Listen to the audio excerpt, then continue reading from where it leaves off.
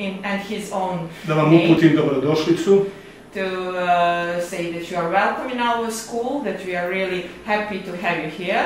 I da se zahvalim vama, and to thank you, vašoj ambasadi and your embassy, i Republici Južnoj Koreji na izuzetnoj donaciji koju smo dobili. Republic of South Korea for the special donation for our school. Jedan da vode elektronsku evidenciju o učenicima. And one in a physical gym where physical culture teachers noting activities of students, so it was also needed for them. Can I take a look? Yes, please. Kaže, moguće da pogleda. Zalepili smo nalepnice, to je 17 kompjutera. Sad ćemo da... Sorry?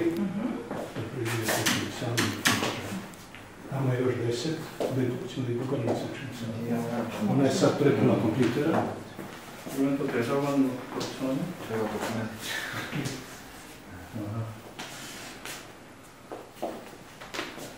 Coming here, so not just one, but first, second, third, and fourth year they are coming here for their classes. I see, but only 20 students can be here at the same time. Yes, only 20 at the same time, and 20 I understand in the next classroom. So it is 40 at one moment. So how many students in a class here?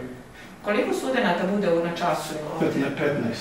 At this moment, because of the COVID, it is 15, but you know, one half of a class are coming here and one is on online teaching. So they are 17, ali ne dođu svi, zato imamo ovdje 17 kompjutera, da bi svako dete imalo kompjuter. 15, at this moment, 15 each day are coming here. Okay. So, did some students come here already to use this computer? Da li su već neki dolazili da koriste?